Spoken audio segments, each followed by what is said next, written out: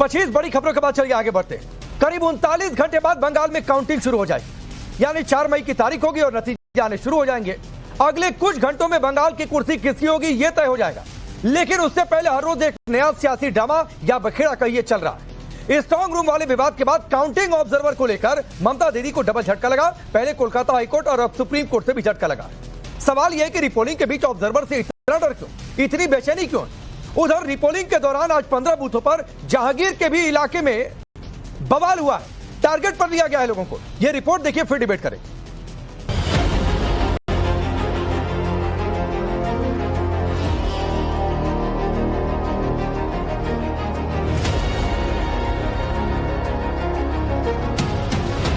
तो supreme court ने हमारा ये नहीं माना।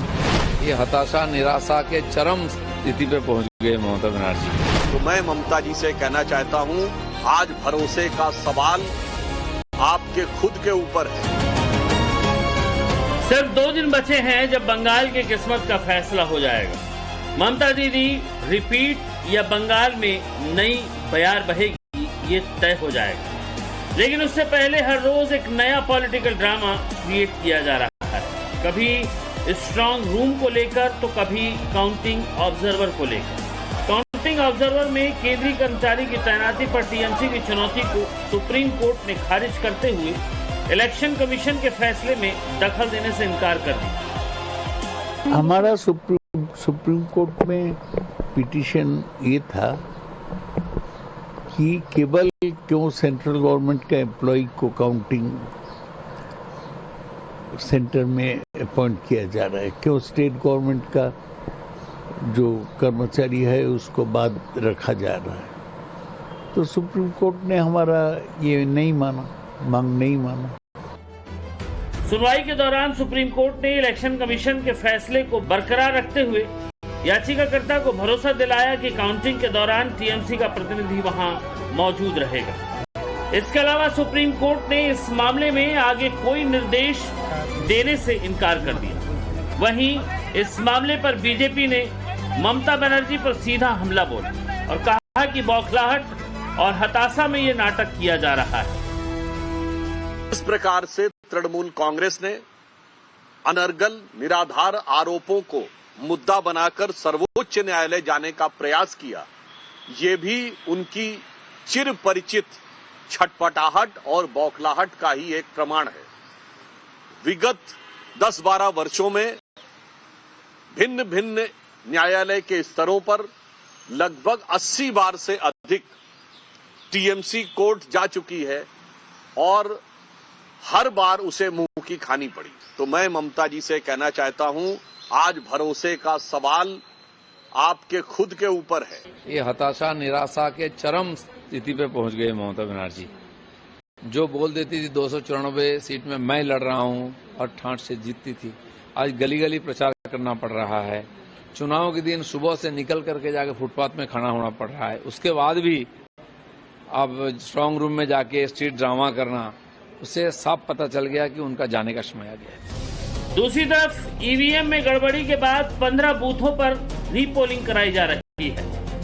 मगराहाट में 11 बूथों पर, जबकि डायमंड हार्बर में 4 पोलिंग बूथ पर पुनर्मतदान हो रहा है। हालांकि इस दौरान जहांगीर खां के इलाके फाल्टा में फिर से बवाल हुआ। स्थानीय महिलाओं ने आरोप लगाया कि वोटिंग के दौरान उन्हें टीएमसी कार्यकर्ताओं के द्वारा धमकाया जा रहा है और जान से मारने की धमकी दी गई।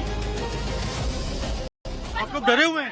अब रात को आऊंगा, कहते आकर काट डालूंगा, ऐसे कह रहे हैं। ऐसा बोला? सीआरपी यहाँ पे है, हमारे घर पे तो नहीं है। धमकी दिया जा रहा है कि वो क्यों नहीं कर रहा है मेरे साथ पार्टी। हमको भागना है, भागना चाहता है, हमको मार रहा है, पीट रहा है बंगाल पुलिस। भरोसा नहीं रहा आप लोगों को? ना, भरोसा नहीं है। क्या कौन लोग हैं जो धमकी दे रहे हैं आप लोगों को? इस्राफिल चौकदार पर धमकी दे रहा है। इस्राफिल चौकदार क्या बोल रहे हैं धमकी में आप लोगों को? हिंदुओं का हटाओ। कौन धमकी दे रहा है? इधर प्रधान है, प्रधान इस्राफिल चकदार और उसका पूरा टीम, मतलब इधर जहांगीर बहिनी, ये सब ऐसा कर रहा है। उधर स्ट्रांग रूम वाले हाई वोल्टेज ड्रामे पर भी सियासत थमती नहीं दिख रही। ममता बनर्जी ने पार्टी कार्यकर्ताओं को अलर्ट रहने का निर्देश दिया है। किसी भी संदिग्ध हरकत पर उन्हें इन्फॉर्म करने को कहा है, जबकि बीजेपी ममता दीदी की विदाई की भविष्यवाणी कर रही है। क्या प्लानिंग था? वहाँ धरना प्रदर्शन करके बंगाल में जो जनता ने जो अपने राय दे दिया, वो राय को चेंज करना है, ये की क्या है उनका? ये ठीक नहीं है। वो तो सुनने वाला नहीं है, हारने वाला है। करने दीजिए, 2-3 दिन और करेगा। बंगाल में चेंज हो रहा है, सबको पता चल गया। जो पोस्टल बैलेट द्वारा वोट दिए हैं, वो ट्रंक सुबह 4 बजे आया, लेकिन राजनीतिक दल का कोई भी प्रतिनिधि भी नहीं था। लेकिन उसको एक कमरे में रखा गया, जिस कमरे में सीसीटीवी भी नहीं है, और वो सीसीटीवी नहीं है तो उसकी तस्वीरें नहीं दिख रही हैं। तो इस पर जब पूछताछ हम लोग किए सुबह ही सुबह, तब बोला गया कि सीसीटीवी कुछ देर में लगेगी। बंगाल का चुनाव बेशक 2 चरणों में ही संपन्न हुआ, लेकिन उससे कहीं ज्यादा हाई वोल्टेज ड्रामा देखने को मिल रहा है। चुनाव से पहले और बाद, और अब रिजल्ट से ठीक पहले, टीएमसी हर तरह के सियासी दांवपेच लगाने की कोशिश कर रही है, लेकिन सब बेअसर साबित हो रहे हैं। अब देखना दिलचस्प होगा कि सियासी दांवपेच और उठापटक के बीच 4 मई को बाजी कौन मारेगा। ब्यूरो रिपोर्ट, टाइम्स नाउ, नव भारत। तो आप ये सोचिए कि क्या ही हो रहा है बंगाल को लेकर। मतलब कल का गैप है, परसों काउंटिंग है, नतीजे आएंगे, और उससे पहले दिल्ली से लेकर बंगाल तक हाय तौबा मची हुई है। मैं आपका परिचय आज के मेहमानों से करवाता हूं। राधिका खेड़ा भारतीय जनता पार्टी के नेता प्रवक्ता हमारे साथ जुड़ने वाली हैं। अवधेश जी वरिष्ठ पत्रकार हमारे साथ जुड़ चुके हैं। के शर्मा जी कांग्रेस पार्टी के नेता। डॉक्टर शांतनु सेन अब से थोड़ी देर में जुड़ेंगे, पूर्व राज्यसभा सांसद हैं और टीएमसी के नेता और प्रवक्ता हैं। यूसुफ अंसारी जी हमारे साथ वरिष्ठ पत्रकार स्टूडियो में मौजूद हैं। आप सबका बहुत बहुत स्वागत है। यूसुफ सर, आपसे शुरू करता हूं, और सवाल बहुत सीधा सा है। हम संविधान की बातचीत करते हैं, हम मर्यादा भी रखते हैं, लेकिन फिर भी इलेक्शन कमीशन को उसका राइट अगर है अधिकारियों की नियुक्ति, तो हम पालन नहीं करने देंगे। नहीं, ये जिद ठान लेना कि हम पालन नहीं करने देंगे, तो ये गलत जिद है। लेकिन इलेक्शन कमीशन क्या है, पिछले कुछ चुनाव से हम ऐसा देख रहे हैं कि इलेक्शन कमीशन की जो निष्पक्षता है वो दांव पर लगी हुई है। उसके कई उदाहरण सामने आए हैं। कई विपक्षी पार्टियों की शिकायतों पर इलेक्शन कमीशन कार्रवाई नहीं करता है। जो सत्ताधारी पार्टी, खासकर केंद्र की जो सत्ता पार्टी बीजेपी, उसकी शिकायत पर तुरंत एक्शन लेता है, बाकी दूसरी शिकायतों पर वो एक्शन नहीं लेता है। तो निष्पक्षता दांव पर चुनाव आयोग की है, तो इसलिए अधिकारियों की नियुक्तियों पर सवाल उठते हैं। और इसीलिए फिर सरकार, अब जैसे पश्चिम बंगाल के मामले में अगर हम बात करें, तो चुनाव के ऐलान के बाद इलेक्शन कमीशन ने जो नियुक्तियां की, उन पर गंभीर सवाल उठे हैं। तो इसीलिए राज्य सरकार भी उसके कह सकते हैं कि डायरेक्ट हेड ऑन कर रही है। लेकिन मुझे ये लगता है पत्रकार होने के नाते कि ये सिचुएशन नहीं होनी चाहिए। संवैधानिक संस्था है चुनाव आयोग। सर, एक पत्रकार होने के नाते आपने कहा, तो आप बताइए एक पत्रकार होने के नाते कि टीएमसी ने जो स्टैंड लिया कोलकाता हाईकोर्ट या फिर सुप्रीम कोर्ट में, वो सही स्टैंड था? नहीं, मैं तो कह रहा हूं कि ये जिद ठान लेना कि भाई हम चुनाव आयोग को नियुक्ति नहीं करने देंगे, ये नहीं, सही था या गलत नहीं, था? वो गलत स्टैंड गलत था ना सर। लेकिन चुनाव तो आयोग, फिर कहां से चुनाव आयोग की निष्पक्षता सवालों के घेरे में? चुनाव आयोग की निष्पक्षता तो सवालों के घेरे में है। कैसे सर? विपक्ष ने, आप ये मान रहे हैं कि टीएमसी ने गलत किया? जब विपक्षी दलों ने ईवीएम पे सवाल उठाए और टाइम मिलने का टाइम मांगा, 10 महीने तक इलेक्शन कमीशन ने कांग्रेस और दूसरे विपक्ष, सर इलेक्शन कमीशन ने हैकॉथन कर दिया, एक दल नहीं पहुंचा। बताइए ना कौन पहुंचा कि ले आओ ईवीएम हम हैक करके दिखा देंगे। कितने लोग पहुंचे थे सर? राकेश भाई, किसी दल ने ये दावा नहीं किया कि साहब हम हैक करके दिखाएंगे। तो फिर कहां का ईवीएम पर सवाल सर? जो सवाल उठ रहे हैं, जिसपे सवाल उसको तो सर सवाल को साबित करेंगे ना सर। आपने कहा ईवीएम हैक हो सकता है, तो ईवीएम को हैक करके दिखाएंगे ना। कहा चुनाव आयोग ने कहा आप हैक करके दिखाइए। ये कहीं नहीं रहा कि हम हैक कर सकते हैं उसे। हाँ, तो फिर क्या होता है? वो तो चुनाव आयोग के सामने जो शिकायत है, उनका शिकायतों का निवारण करना उसकी जिम्मेदारी है। कौन सी शिकायत जिसका निवारण नहीं हुआ बनेगी, और तभी चुनाव निष्पक्ष, चुनाव निष्पक्ष होने चाहिए। कौन सी शिकायत जिसका निवारण नहीं चाहिए? कौन सी शिकायत जिसका निवारण? सारी शिकायतें हैं। 2022 के विधानसभा चुनाव के बाद कई हजार लोगों ने इलेक्शन कमीशन को लिख के दिया कि हमें वोट नहीं डालने दिए गए। इस बार नहीं, ईवीएम को लेकर कौन सी शिकायत जो दूर नहीं की गई? नहीं, बहुत सारी शिकायतें हैं। जैसे सर एक दो बताइए। अब फिलहाल तो वो मुद्दा नहीं है, फिलहाल तो रिपोलिंग सर बता दीजिए ना। आपने कहा ईवीएम को लेकर शिकायत, मैंने तो कहा नहीं, आप बता दीजिए। मैं उस पर जी से भी पूछता हूं। राजनीतिक दल ने ये दावा नहीं किया कि हम ईवीएम को हैक करके दिखाएंगे। अरे सबने कहा कि ईवीएम हैक हो सकता है सर। यहाँ तो डेमो भी दिखा दिया कुछ पार्टियों ने। कुछ पार्टियों ने प्रेस कॉन्फ्रेंस में बैठकर चुनाव आयोग ने उस पर अपनी सफाई क्या दी, अपनी तस्वीर साफ नहीं की ना उसने। चुनाव आयोग ने नहीं साफ की। अब कैसे साफ होता है अवधेश जी? मैं अलबत्ता ये पूछा, यूसुफ सर ये भी मान रहे हैं कि टीएमसी ने गलत किया, अब फिर उस पर यह भी कह रहे हैं कि नहीं भाई चुनाव आयोग ही निष्पक्ष नहीं है, उसकी निष्पक्षता सवालों के घेरे में है। ये कैसे दोनों बातें एक साथ हो सकती हैं? नहीं, इस देश में दोनों बातें एक साथ होती है। जब विपक्ष चुनाव जीतता है तब भी चुनाव आयोग पर आरोप लगता है, जब विपक्ष हारता है तब भी आरोप लगाता है।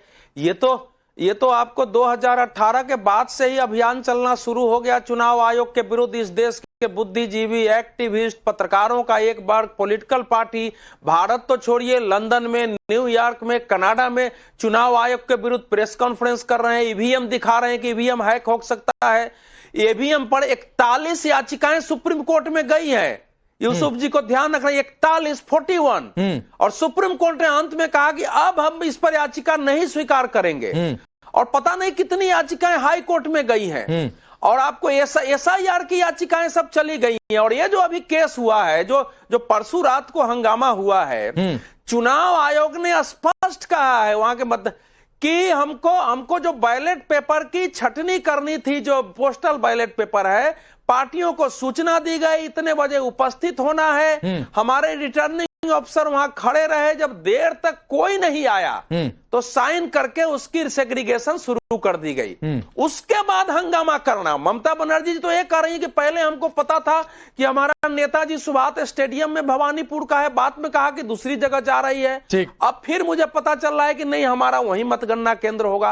अब आप बताइए, नहीं आप बताइए, वो मुख्यमंत्री हैं, क्या बगैर कैंडिडेट के सूचना के कोई मतगणना केंद्र चेंज हो सकता है? और उसके लिए वो 4 घंटे तक वहां खड़ी रही है चुनाव आयोग को बदनाम करने के लिए। ठीक, तो ये जो समस्या हमारे देश की है, कोई मान के चल रहा है कि हम हार ही नहीं सकते हैं। हार जाएंगे तो चुनाव आयोग हरा देगा। यस, नहीं ठीक बात है। और सोफिया हमारे साथ जुड़ी हुई है, टीएमसी का पक्ष रखेंगी। सोफिया, मुझे एक बात बताइए कि एक तो ये सेंट्रल ऑब्जर्वर से इतना डर क्यों लग रहा है भाई? आप तो तैनात भी हो गए सेंट्रल ऑब्जर्वर, डर लगता रहे, क्या फर्क पड़ता है? दूसरी बात ये है, आज रिपोलिंग हुई है और उसी फाल्टा में जो जहांगीर खान का इलाका है, उसमें वोटर्स ने यह कहा है कि हिंदुओं को टारगेट किया गया है। यह हमारे कैमरे पर बाइट्स हैं।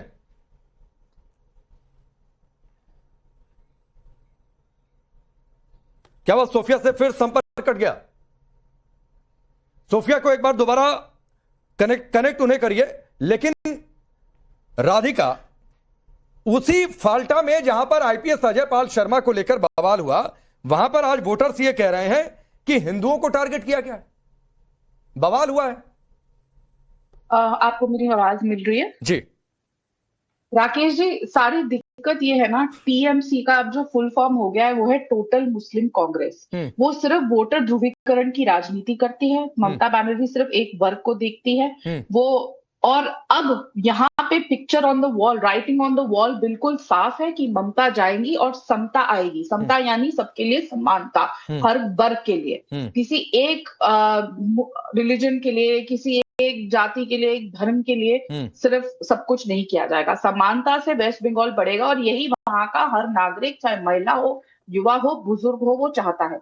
और जो हम देखने को सब कुछ मिल रहा है वो बहुत सामने है, जिस तरीके से फड़फड़ा रही है ममता बनर्जी। आप मुझे बताइए, इतने साल का आपका लंबा जर्नलिस्ट का करियर है, क्या आपने ममता बनर्जी को कभी इस तरह पूरे भूत सुबह सुबह उठ के जाते हुए देखा है? मंदिर जा रही हैं वो, वहां पे उनकी सयानी घोष जो कहती थी दिल में काबा, वो फिर हनुमान चालीसा पढ़ने पे आ गई। डर आप देख रहे हैं? हम बचपन में हमें हनुमान चालीसा सिखाई जाती थी ना, जब हम हिंदुओं में, आपने भी राकेश जी सबसे पहली चीज जो सीखी होगी वो हनुमान चालीसा ही सीखी होगी। जब हमें बचपन में डर लगता था, माँ बाप हमें सबसे पहले हनुमान चालीसा सिखाते थे। जैसे ही हार का डर आया, वैसे ही सयोनी घोष ने दिल में काबा से हनुमान चालीसा पढ़ी। राधिका जी, आरोप तो आप लोगों पर भी लगता है ना मैडम, कि आप लोग भी ध्रुवीकरण करते हैं अपने हिसाब से? टीएमसी आरोप लगाती है, समाजवादी पार्टी आरोप लगाती है, क्या ध्रुवीकरण किया? क्या सियासत करते हैं अपने हिसाब से? राकेश जी, क्या मुसलमान महिलाओं को ट्रिपल तलाक से छुटकारा दिलवा के उनका हक दिलवाना ध्रुवीकरण है? क्या हर घर नल का मुसलमान के घर भी पहुंचना ध्रुवीकरण है? क्या पीएम आवास योजना के तहत मालिकाना हक महिला को, वो भी मुसलमान महिला को मिलना, क्या ध्रुवीकरण ध्रुवीकरण है? क्या हर घर में टॉयलेट हो? ये तो हमने कभी नहीं पूछा कि मुसलमान महिला को मिल रहा है कि हिंदू महिला को मिल रहा है। क्या वो ध्रुवीकरण है?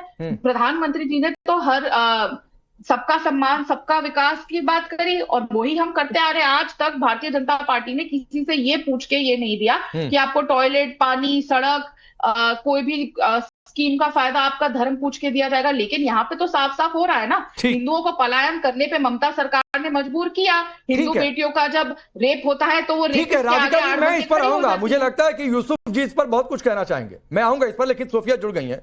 सोफिया, एक दो सवाल है मेरे आपसे।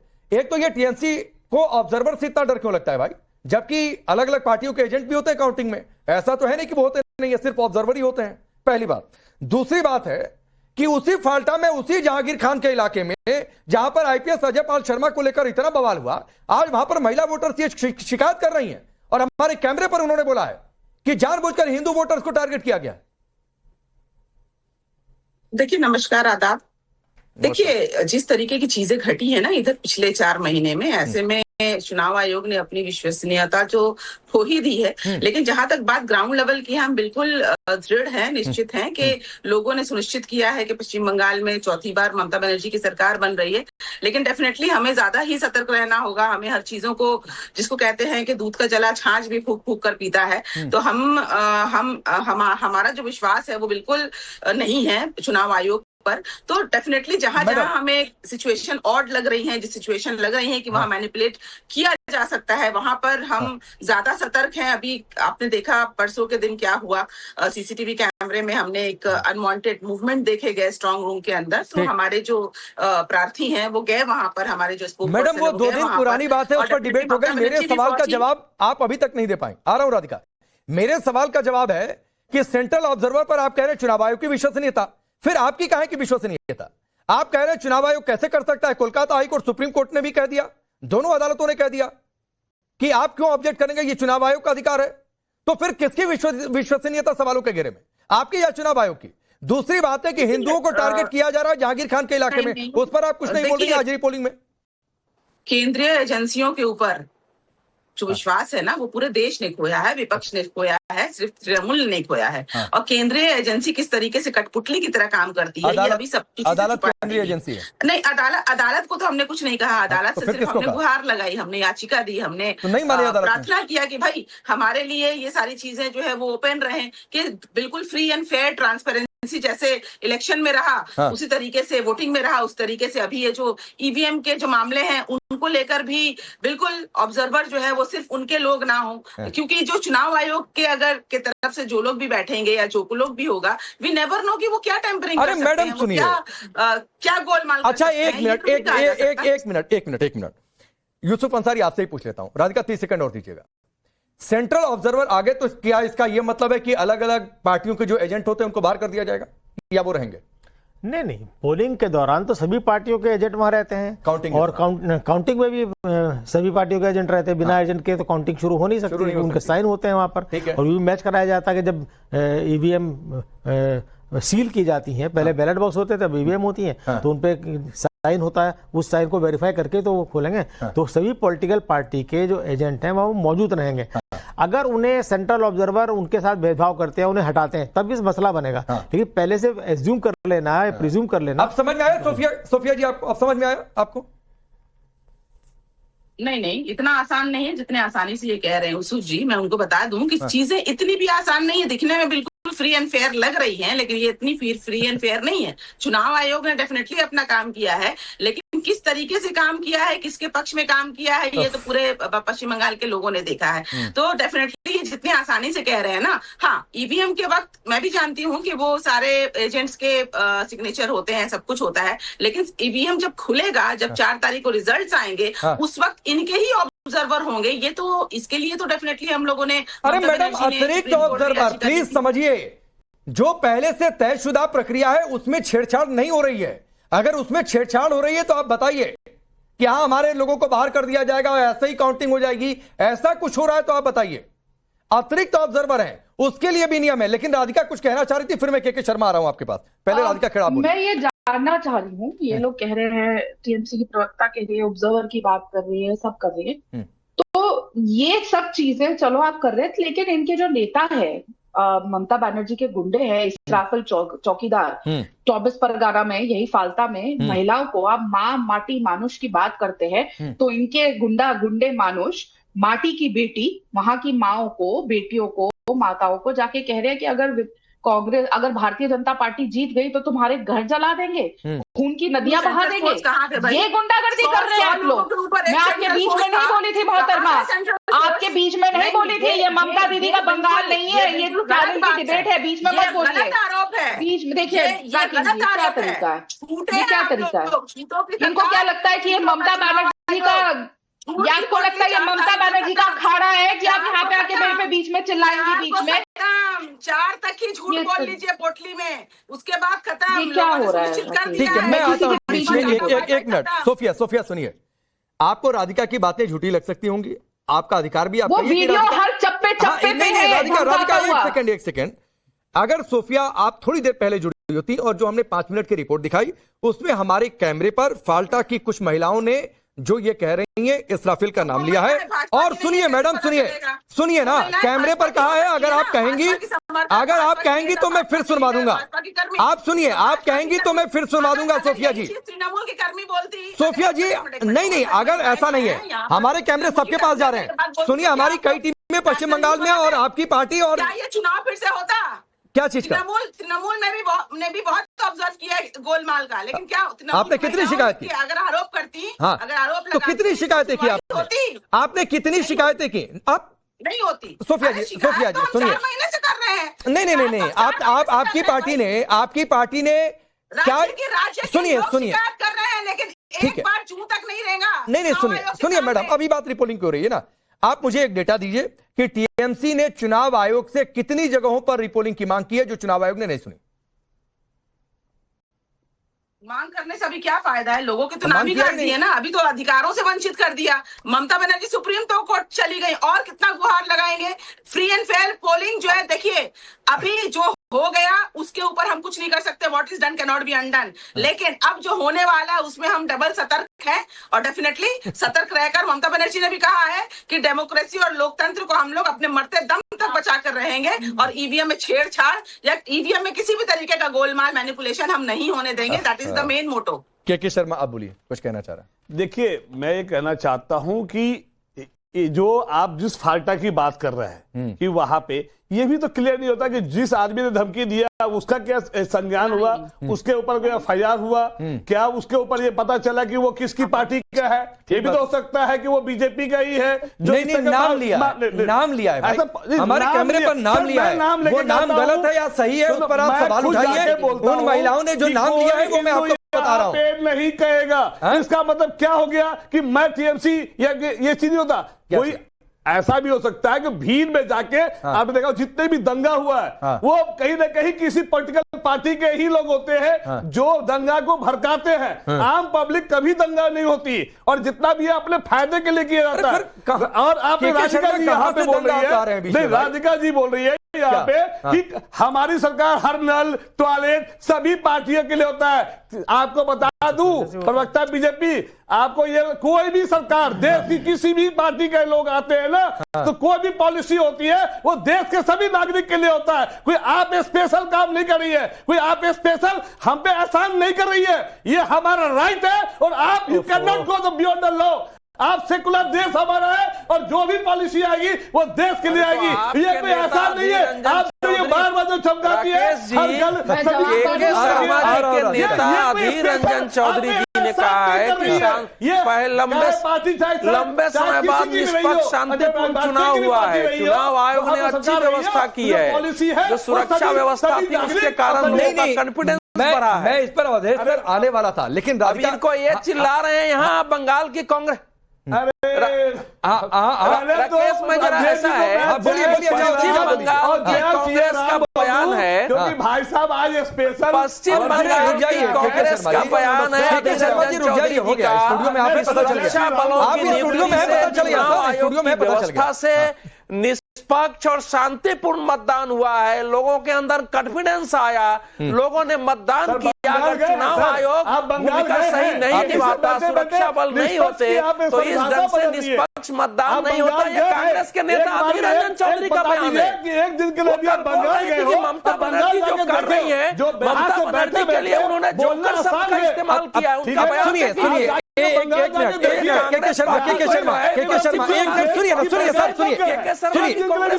अरे सुनिए अरे सुनिए के शर्मा, अगर आप हम यहाँ कैमरे सुनिए ना के शर्मा सुनिए अरे सुनिए सच्चाई ग्राउंड पे जाइए, सुनिए सब पता चलेगा सुनिए कि शांतिपूर्ण हुआ है। सुनिए क्या माँ दुर्गा नहीं बता सकती है, सुनिए ना माँ काली नहीं बता सकती है कि यहाँ पे निष्पक्ष चुनाव हो रहा है, हो गया कि क्या हो रहा है, हो गया हो गया, कौन गलती है, हो गया कौन किसकी हो गलती गया नहीं है। आपका। अब सुनिए एक बात, मैं मैं आखिरी बार कह रहा हूं के शर्मा कि अगर आप स्टूडियो में होने का नाजायज फायदा उठाएंगे तो ये ट्रिक भी काटने मुझे आती है। नहीं तो वो स्टूडियो का फायदा तो मैं आपको पहले बता रहा हूं, ये ट्रिक भी मुझे फेल करने आती है। तो प्लीज स्टूडियो में होने का नाजायज फायदा नहीं, स्टूडियो में होने का नाजायज फायदा नहीं। आपको कोई डिस्टर्ब, मैं कह रहा हूं आपको कोई डिस्टर्ब कर रहा है तो आप मुझे बताइए, मैं उसको रोकूंगा। लेकिन प्लीज स्टूडियो में होने का नाजायज फायदा नहीं, एकदम स्टूडियो में होने का नाजायज फायदा नहीं। हम तो चुप, डिसिप्लिन मेंटेन करिए। हाँ तो रुक जाइए, तो मैं उनको रोकता ना, रुक जाइए। और फिर मैंने उनको कहा था बोलने के लिए, राधिका खेड़ा जवाब दीजिए आप। राकेश जी, ये कांग्रेस के प्रवक्ता आपके यहाँ पे खड़े होके बड़ी जोर जोर से चिल्ला रहे हैं और कह रहे हैं कि वो किसी भी पार्टी का नेता हो सकता है। इनके खुद के नेता राहुल गांधी को तो शर्म आ गई जब देवजीत चैटर्जी इनके खुद के कार्यकर्ता देखे। अब आप बीच में बोल रहे हैं, तब मोदी को शर्म आती है क्या? अब आप बीच में बोल रहे हैं। अच्छी चीज बोल रही है, अगर इनको सुनाई नहीं देता तो इनके कान में हेडफोन लगवा दीजिए जरा। राकेश, इनके नेता की तारीफ कर रहे हो, वो भी इनको चुभ रही है, तो यही है ना कांग्रेस पार्टी को बीच में ले आया।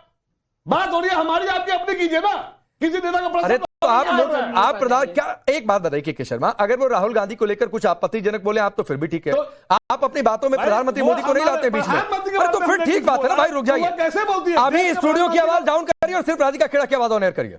मेरी भी आवाज मजेदार बात है ना राकेश जी, मैं इनके नेता की तारीफ कर रही हूँ फिर भी इनको चुभन हो रही है। बेसिकली भारतीय जनता पार्टी कुछ भी बोले, राहुल गांधी की तारीफ भी करे तो भी इनको आपत्ति हो रही है। मैंने तो बड़े अच्छे शब्दों में कहा कि राहुल गांधी को शर्म आ गई कि उनके पार्टी के कार्यकर्ता देवजीत चैटर्जी को टीएमसी के गुंडों ने मार दिया, लेकिन इनके प्रवक्ता को नहीं आ रही। मैं तो तारीफ कर रही हूँ राहुल गांधी उस नींद से जागे, चाहे निकोबार घूम रहे, कि उनको दुख हुआ कि उनके कार्यकर्ता को मार डाला।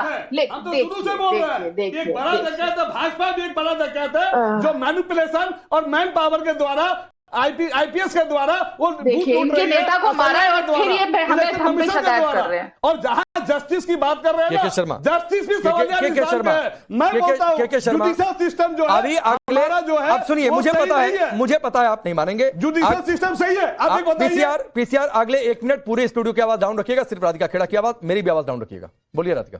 धन्यवाद राकेश जी। राकेश जी देखिए ना, जो पार्टी अभी तक ये नहीं समझ पा रही है और वो भाजपा पे इल्जाम लगा रही है, उनके खुद के कार्यकर्ता को टीएमसी ने मार दिया।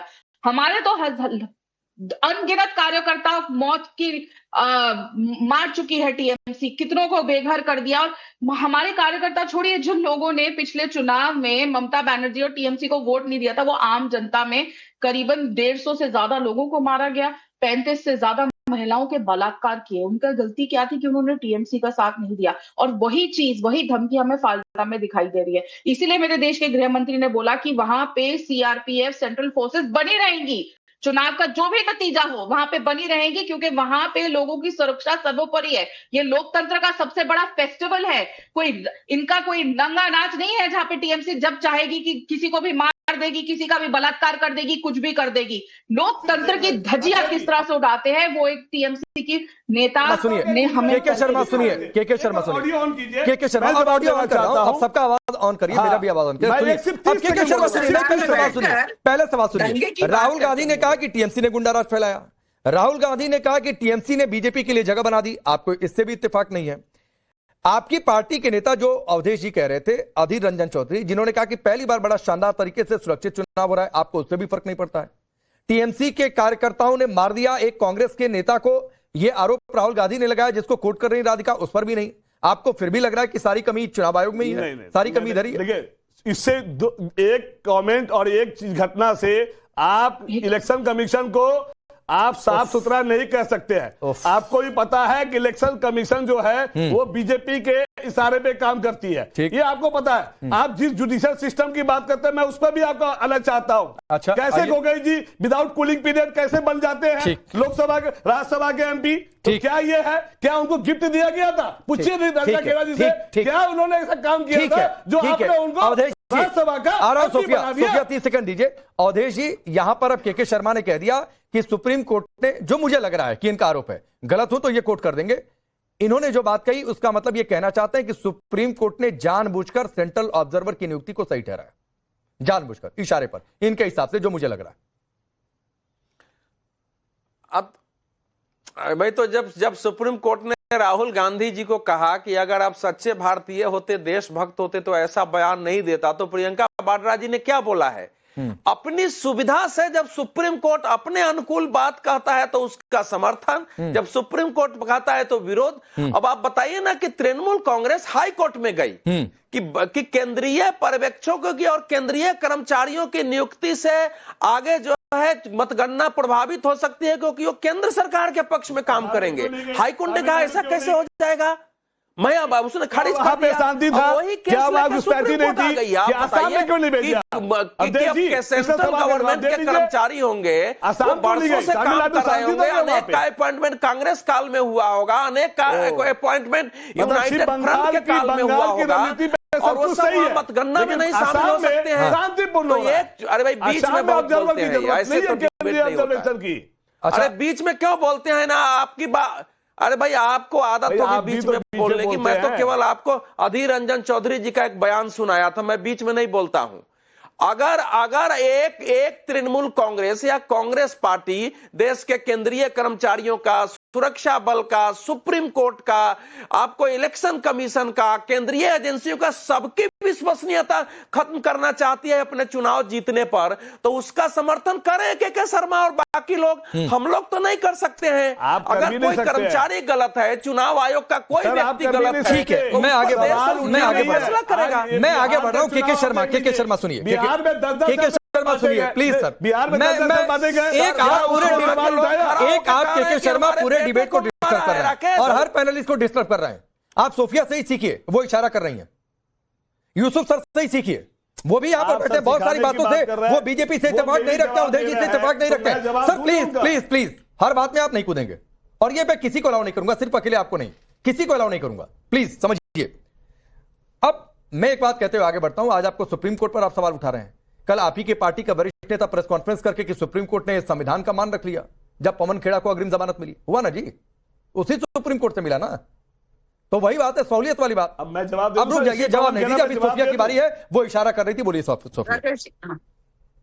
राकेश जी बस 1 मिनट दीजिएगा, मैं क्रोनोलॉजी पूरी समझाती हूँ। जहांगीर खान की जहां तक बात हो रही है ना, वो डायमंड हार्बर अभिषेक बनर्जी का वो गढ़ है, और वहां पे जब इनको समझ में आया, इन लोगों ने अजय पाल को भी लेकर आए, वो लोग एनकाउंटर स्पेशलिस्ट, जो ये लोग अपने ही सोशल मीडिया हैंडल से सिंघम नाम भी देते हैं उनको, तो सिंघम माने अर्थात सिंघम को यहाँ पर लेके आए डराने धमकाने के लिए डायमंड हार्बर के लोगों को। लेकिन जब ये नहीं देख पाए कि अल्टीमेटली वहां पर भारी मात्रा में, इनको समझ में आ गया कि भारी मात्रा में वहां पर लोगों ने जो है पूरा वन साइडेड स्वीप किया है तृणमूल को, तो अब इनको तो एक स्टोरी क्रिएट करना था ना। अभी ये लोग 20 महिला कर्मियों को खड़ा करके और मीडिया के सामने बाइट दिलवाकर और फिर से रीपोल करवा दो, तो देखिए ये भाई वो सोफिया जी वो रिपोलिंग के दौरान, अरे रिपोलिंग का फैसला पहले हो गया था। ये जो बाइट्स हैं वो आज रिपोलिंग के दौरान की हैं, जो महिलाएं कतार में थी उनकी बाइट्स हैं। इनको तो दिखाना ही है। अरे उनको कहाँ दिखाना है भाई, गजब स्थिति है। राधिका दिखाएंगे, अच्छा ठीक है, ठीक है, इनका पुराना काम है यहाँ पर। प्लीज प्लीज प्लीज, महिलाएं जुगाड़ कर नहीं जाते, शब्दों पर ध्यान रखिए, कम से कम एक महिला होकर ऐसे शब्द नहीं बोलिए। राधिका राकेश जी महिलाएं कह रही है, अरे भाई महिला कर्मी तो कर ही सकती है ना, मैं तो नहीं कह रही हूँ आम महिलाएं, मैंने नहीं कहा आम महिलाएं, ठीक है राधिका, ये जो है ना इनकी जो समर्थक और इनकी जो कर्मी है वो कर ही सकती है, ठीक है। अब देखिए ना इनकी जो, अब सुनिए रिप्लाई सुनिए। सोफिया प्लीज प्लीज, समय कम है, प्लीज सोफिया जी प्लीज, ठीक है, ये आपने जुगाड़ वाली जो बात कही है उसका, सोफिया प्लीज आपने जो जुगाड़ वाली बात कही उसका रिप्लाई लीजिए, बोलिए राधिका। देखिए ना, चाहे खून की नदियां बहाना हो, चाहे वहां पे हसीन नगर में ये तक कह देना कि तुम्हारी औरतों को हम बलात्कार कर देंगे और रात को काट के फेंक देंगे, ये ऑन रिकॉर्ड वहां पे हो रहा है जो टीएमसी के गुंडे कर रहे हैं। वहां के लोग आके भीख मांग रहे हैं मीडिया के आगे। हमारे देखिए ये कंटिन्यूसली बोलते हैं क्या ये अब आप समझ रहे हैं कि बंगाल में महिलाओं का क्या हालात है। आप सोच यहाँ पे भी देखिए कि ये लोग जो डिबेट में इस तरीके से बिहेव करते हैं, इनके गुंडे जो वहां पे आके धमकी दे रहे हैं सरेआम लोगों को कि तुम वोट करोगे हमारे खिलाफ तो तुम्हारी महिलाओं का बलात्कार कर दिया जाएगा, हम खून की नदियां बहा देंगे। तो हालात क्या हैं बंगाल के, इसीलिए बंगाल छुटकारा चाहता है। 2 दिन की बात रह गई है, 4 मई ममता दीदी गई और बंगाल को इस जंगल राज इस रक्त राज फाइट में नहीं है। ये तो आपकी पार्टी के नेता भी स्वीकार कर रहे हैं कि फाइट में नहीं है आप। तो आप छोड़ दीजिए कि कौन, अरे आपकी पार्टी के नेता कह रहे हैं भाई, आपकी पार्टी के नेता कह रहे हैं, आप जाकर सुनिए आपकी पार्टी के नेताओं को। वो भी मान रहे हैं कि टीएमसी और बीजेपी में फाइट है और खड़गे जी ने तो ये तक कह दिया कि टीएमसी को एज है इस फाइट में। तो जाकर अपनी पार्टी के नेताओं से पूछिए। चलिए आप सबका बहुत बहुत शुक्रिया, वक्त इतना ही है, रुकेंगे ब्रेक।